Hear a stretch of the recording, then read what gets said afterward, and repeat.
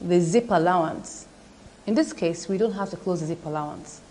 All we need to do is, first of all, mark out where our zip allowance would be. Remember I told you that with this waistline, we have already incorporated like 2 to 3 inches of zip allowance. So I'm going to measure that out first. Now when you're placing your tape rule at the edge of a curved line like this, you have to ensure that your tape rule rests inside.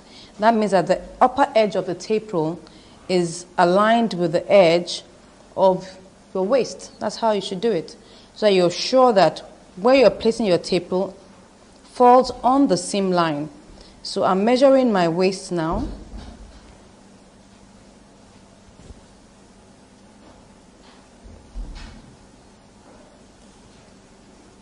You can see that I'm measuring it along the line. And what I have is 27 inches. Remember that my waist is 25. So if I subtract 25 from 27, I get 2 inches. If I divide that into 2, I have 1 inch zip allowance on both sides. So I'm going to start by marking the points of my zip allowance. I place the 2 edges together.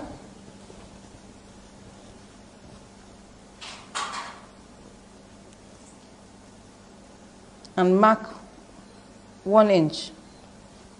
I fold that point, and that will be where I would notch. That's where I'm going to place my zip. So I take my zip. Now this is the right side of the zip. Now when you're done with fixing it, it will look like it's just a seam line. That's how it looks like for an invisible zip. This is the right side. The right side is not really visible, but the wrong side is visible. You can see that. So this is the wrong side. So I'll now mark out the point where I want the zip to stop on the wrong side. I take out my tape rule and measure the length. What I have here is about 10.5 inches. All I need is about 8 inches long. That's okay for me. So I'll just take my tailor's chalk and mark it here. I think I've taken a note of where that is.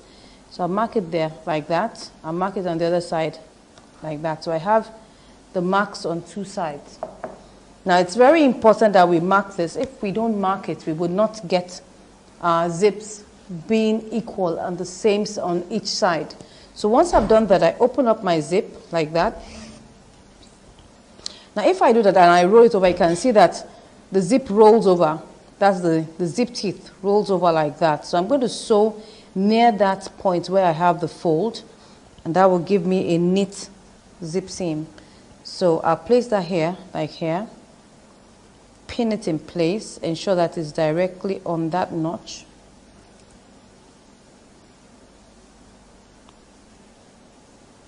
So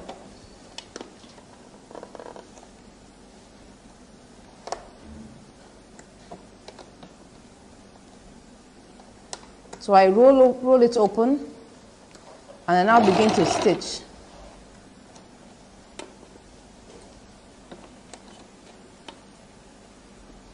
I ensure that I roll it open and stitch.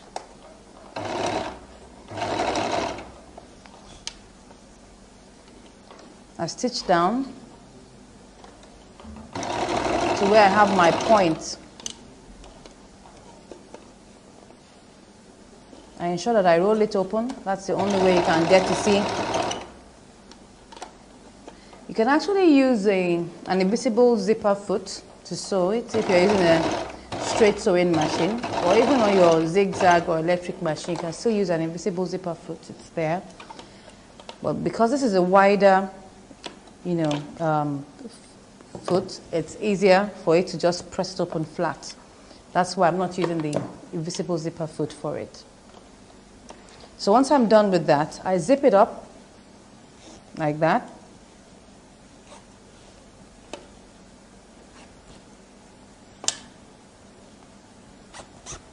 You can see that it's zipped up now. You can see that I've done this side. I'm going to sew the second side. So I'll zip it up first, and then put it on the other side. Can you see that? Now the reason why I have to zip it up is that if you don't zip it up, it's possible that you could twist your zip without knowing it. And once you're sewing it, you now find out that it's twisted, and that could be really frustrating. So once I've done this, I zip it up, I now pin it back up like that, and I unzip. This is quite safe for me now. So once I've done that, I'll do exactly what I've done on the other side.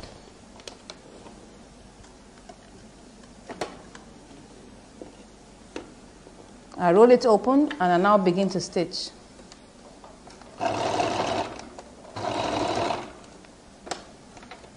Yeah.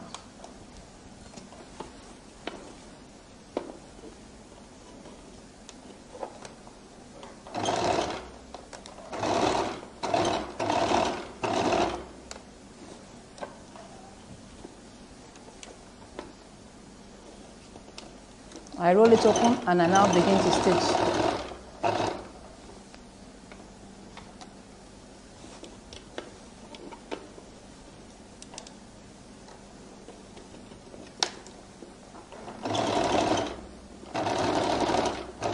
So once I get to that point, I now tighten that point.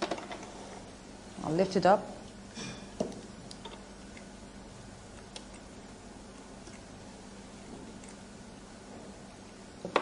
Now, what I'll do now will be to zip it up completely. Now, let me show you how it looks like. Now, you can see that it looks like it's a seam. You don't really see the zip. That's why it's so nice to use an invisible zip, because that's why it's called invisible zip. It's meant to be invisible. So this is how it looks like. So next thing for me now would be to join this open edge here. So we turn it back. I pin these two together.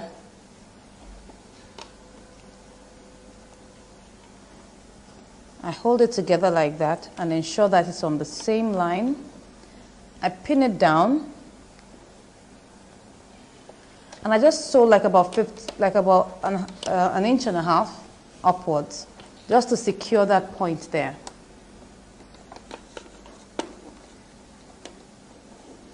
I sew it to meet where this line is, where I just finished sewing my stitch. If you don't sew it from the bottom now up, I just gave it like about 2 or 3 inches. If I don't sew it this way, if I want to start from here all the way down, I'll find that I'll have a little space, and you will see that peeping out from the zip side. So it's better to start from just about 2 inches upwards, and then afterwards I now finish up my zip allowance. Now, as I'm just doing now.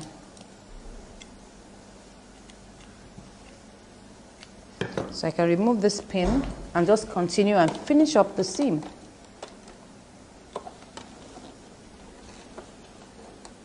Now it's easier for me to just finish it all the way to the end now.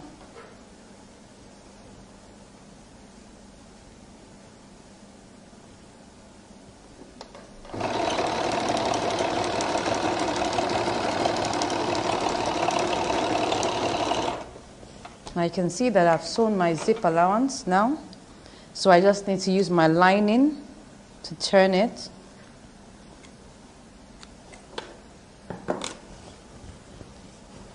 Now this is how it looks like now. Practically done with the skirt. I just now take my lining. This is my lining. Now I have sewn 8 inches of zip. So that means all I need to do is mark out 8 inches on my zip on my lining and sew down. I need to leave that space. I'm sure you remember how we did our skirt, so it shouldn't give you any hassles. So I'll just mark that out.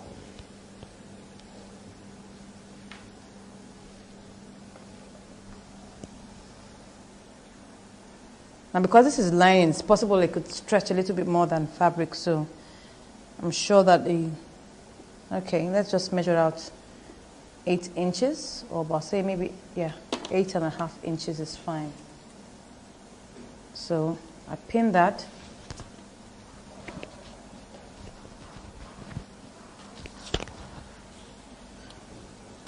And I'll sew here.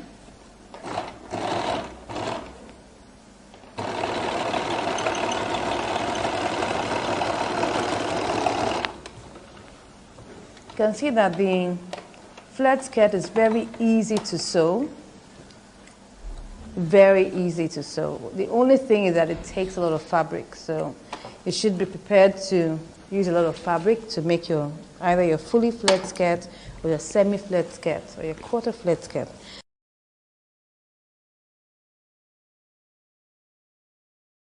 So now I'm going to place this directly on my skirt like this.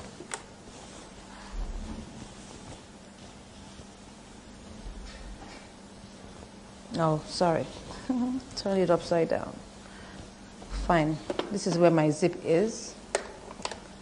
So I'll now take my lining, put it directly on it like that. You can see this is the right side of my lining. I'm facing it to the right side of my fabric. So the first thing I do is to take my notched area. This is my notched area. Place it on the notched waist. Once I've done that, I can now begin to pin.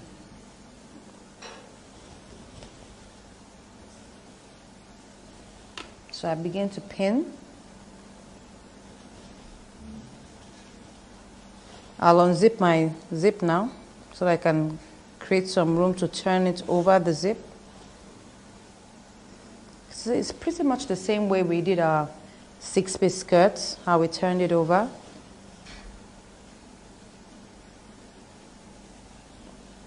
So the excess here, I just turn it over like that. It doesn't necessarily have to stay closed here because it's also on a flare. So I'll just allow it to just drop gently like that.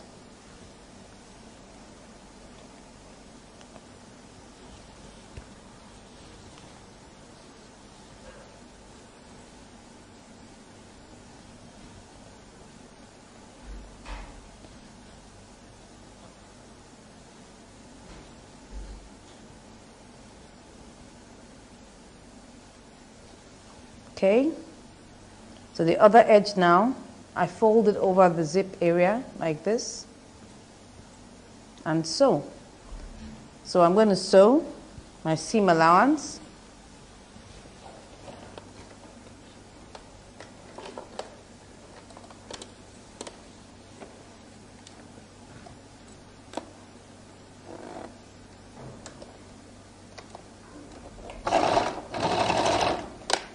Okay, so we begin to turn it around.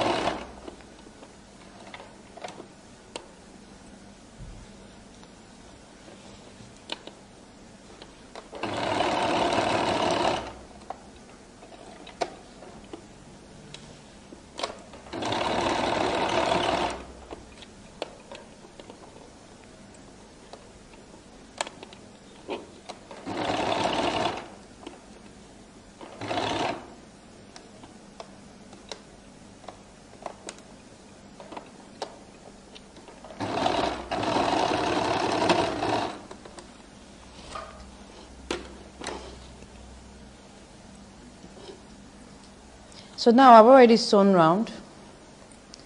I'll now begin to notch all the way round. Remember that this is a waistline, so we just have to notch all the way round. Remove the excess or the bulk at that point because that will help you turn around properly. So I'll just notch it like that. Ensure you don't cut through the seam line.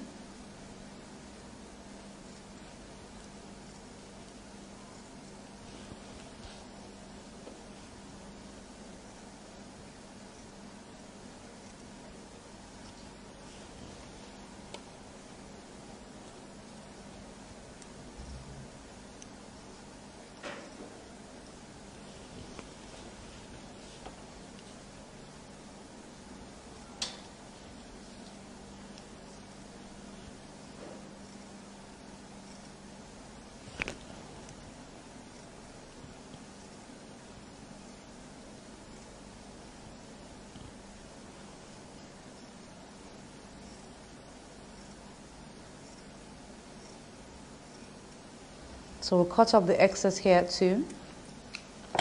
So all we just now do now would be to top stitch it. So we're going to top stitch it on the lining. And I'm going to turn this to the wrong side. This will help me top stitch it well.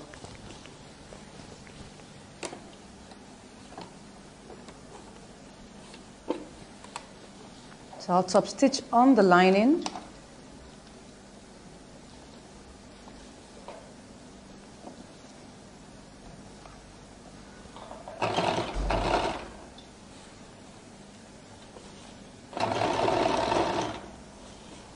So just follow it like that, the edge.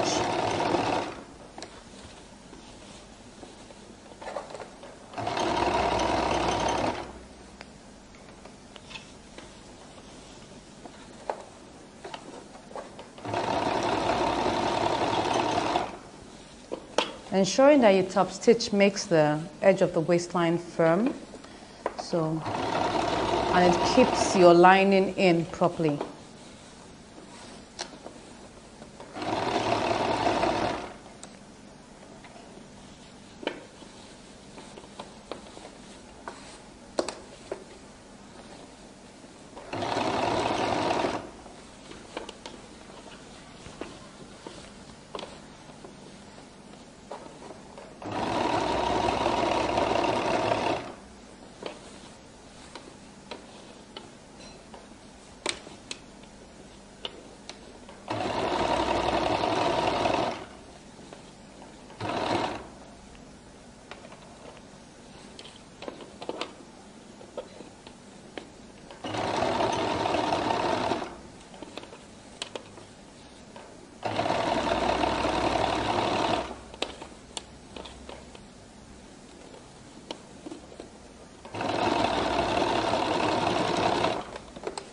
So we've top stitched on the lining now. We're now going to turn it in and now top stitch on the fabric, or rather edge stitch, because we're now top stitching at the edge, so that's edge stitching. So I'll turn this in. You can see that now it's turned in. So the first thing I would do would be to ensure that I have a very straight edge. So what I'll do is zip it up first. I'll now fold to ensure that I have the same edge. This is very important so that it looks neat. Now this is what I'm going to do. See? Try to get the same edge. Make sure that the two sides are the same height. You don't want one looking a quarter inch different in length. You want the two to be this exact height. You can see that. And see, it's about the same. Fine. So I just unzip, and I'll now begin to edge stitch with a 1/4 inch.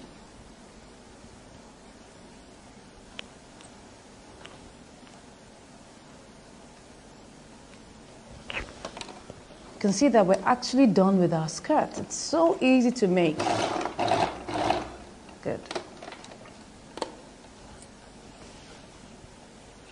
So I now begin a top stitch, 1/4 inch round the waist.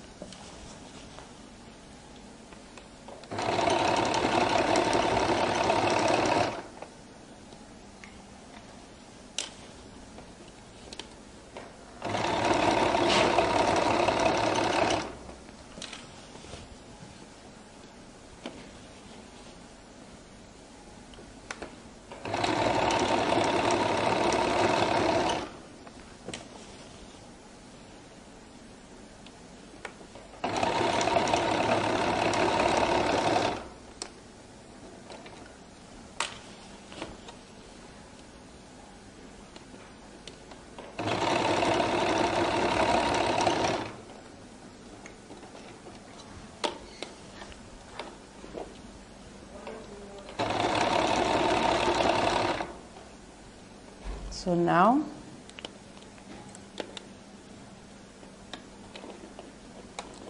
I'll finish that up.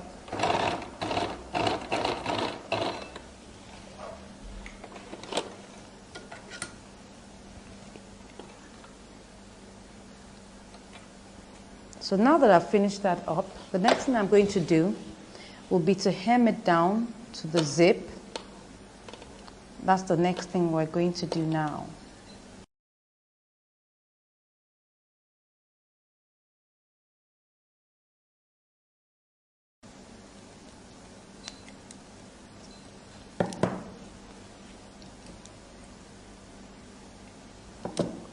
Let's turn it to the wrong side and pin it together. Now, look at what we've done.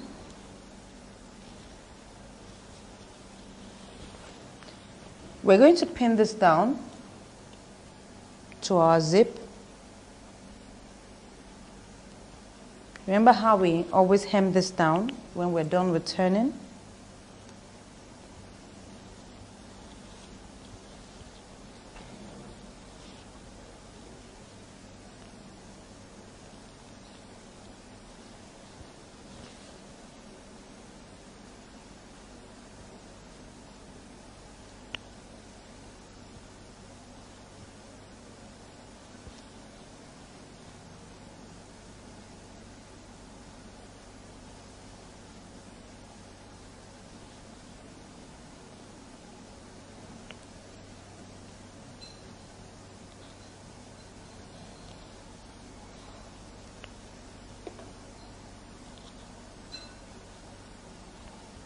So let's pick our needle and begin to hem.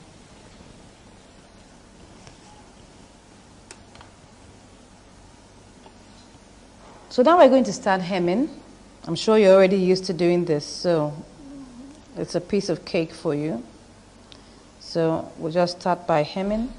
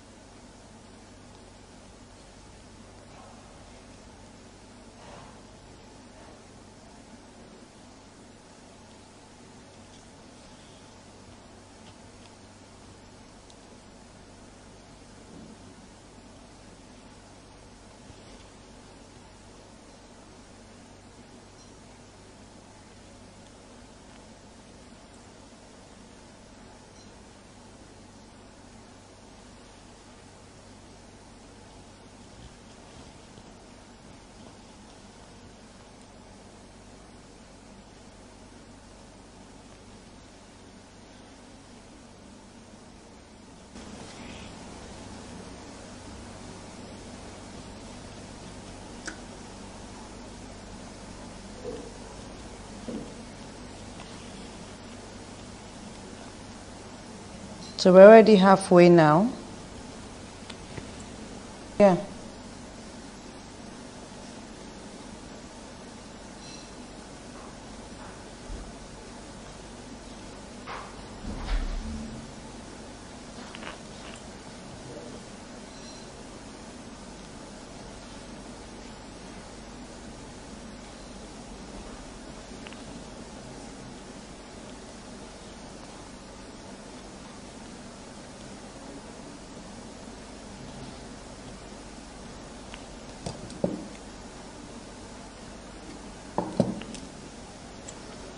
So now we have finished our hemming.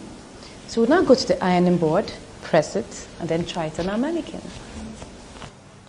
So we're going to start ironing by pressing open our zip allowance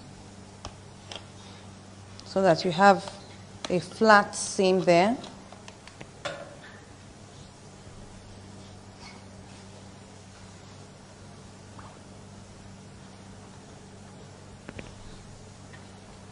Press it open.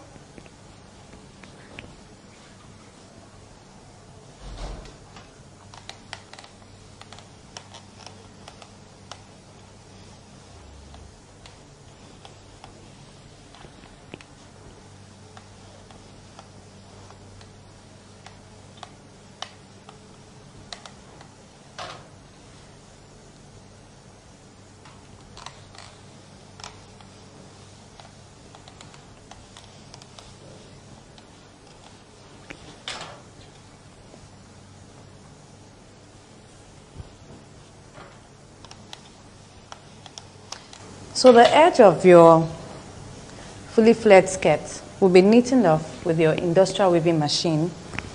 Your teachers will show you how to do that. Your instructors will show you how to do that.